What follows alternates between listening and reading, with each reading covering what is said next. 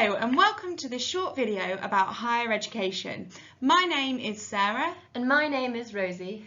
We both work at the University of Reading within student recruitment and access.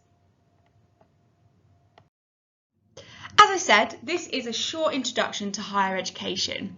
We're going to be looking at two things in particular. These are why you might like to go to university and what university looks like as a student. So where does higher education fall? Well, at the end of year 11, you'll be met with the decision of what to do next. On the slide, there are some possibilities of what you could do. This stage of education is often referred to as further education. In further education, you're able to tailor your education to your interests. What you choose at this stage will likely influence your options later on. After finishing your further education, for example, after year 13 at sixth form or finishing year 2 at college, you will be met by another decision. You might decide to go to university, which is known as higher education, or you might go down one of the other routes on the screen. There's no right or wrong answer here, it's just what suits you best. Like before, the choices you make at this stage will likely impact you later on. For example, whilst a career as a physiotherapist requires a university degree, working as a nursery nurse does not. So now we know when you'd be considering higher education, let's take a look at why you might consider going to university. One reason to go to university is that certain jobs require you to have a degree. On the screen you can see which sort of jobs require a degree and which do not. That being said, in some of the industries where the jobs don't necessarily require a degree, you might find that having one will enable certain career progressions, promotions, or simply increase your pay. Here we can see that generally, if you have a degree, you will earn more. The graph shows that graduates, so these are individuals who have completed an undergraduate degree at university, generally earn more than non-graduates. In 2021, that was about £10,000 more and has remained quite stable across the years. And then there are postgraduates who have done another degree after their undergraduate who tend to earn more again. We've mentioned how you might be interested in going to university to enable you to get a certain job or to earn more. However, another important reason to go to university is to study something you are passionate about at a more advanced level.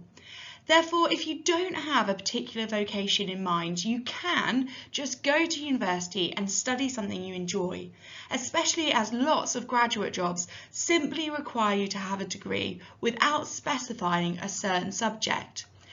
This is because many employers recognise that you will develop transferable skills at university which are really useful in the workplace. Here is a quick overview of the types of transferable skills students, regardless of subject discipline, typically develop at university. These are confidence, communication skills, time management, problem solving and flexibility, budgeting and money management, and independence.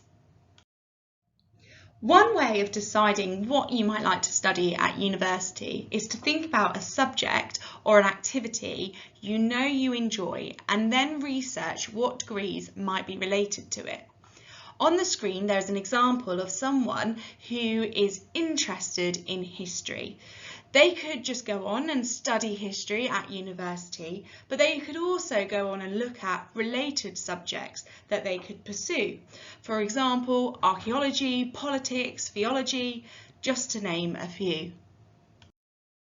Thinking more broadly, there are so many different undergraduate courses across the UK. There are over 35,000 courses that you can choose from, so there is definitely something for everyone.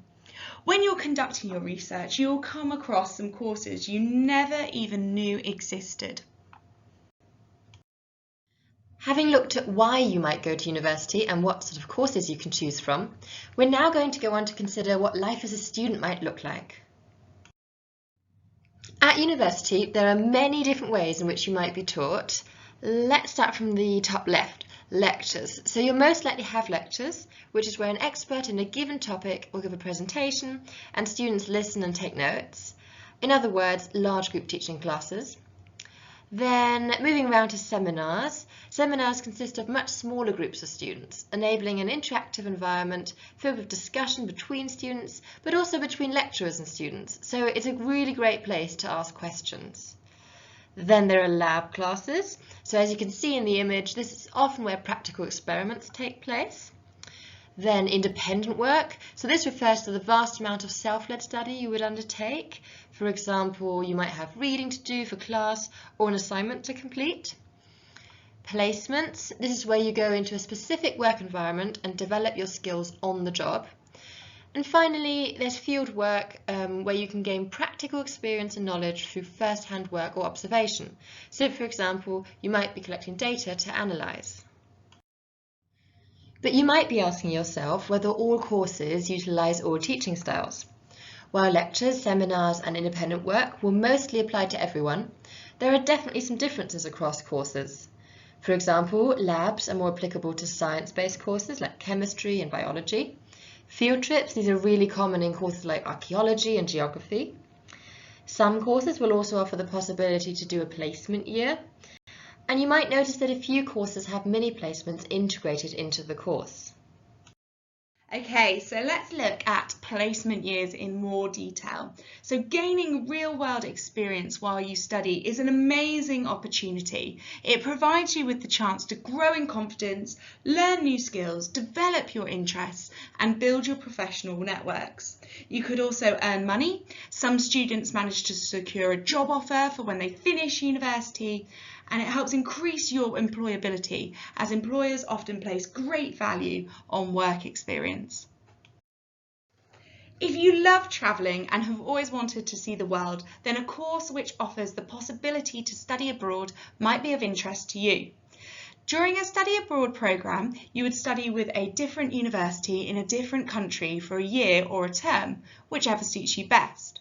Alternatively, you might like to combine this opportunity with your placement and actually work abroad for a year as part of your degree programme. The university will support you throughout the entirety of the process. Above all, university is not just about studying. There are so many fun things to do at university, and it's definitely the chance to try something new. As shown on the slide, there are many clubs and societies at university that you could get involved in. These could centre around sports, academic subjects, cultures and faiths, the arts, campaigns and causes, or any other hobbies and interests. A great thing about societies is that they are run by students for students. You meet lots of like-minded people and make new friends. If you decide to go to university, you will need to make a decision about where you want to live during your studies. One possibility is to live in university-owned accommodation. This is another great way of making new friends. Other benefits will include living close by, learning to cook, and generally becoming more independent. Most universities offer different kinds of accommodation, depending on your preferences and budget. For example, some things you might want to consider are whether you'd like to be catered or self-catered. So this means either having the university provide your meals for you or cooking them yourself, and whether you'd prefer to have an ensuite or share a bathroom with your flatmates. Don't forget, at most UK universities, you'll have your own room and therefore your own space. To recap, today we've thought about how going to university can open up more opportunities in terms of your career options and increase your income, how it's the chance to study something you love, that there are different teaching and learning styles and that this will vary depending on your course, and finally that there are lots of other activities you can get involved in whilst you study, like placements, study abroad, and clubs and societies. Thank you for watching this short introduction into higher education. We wish you all the best for the future.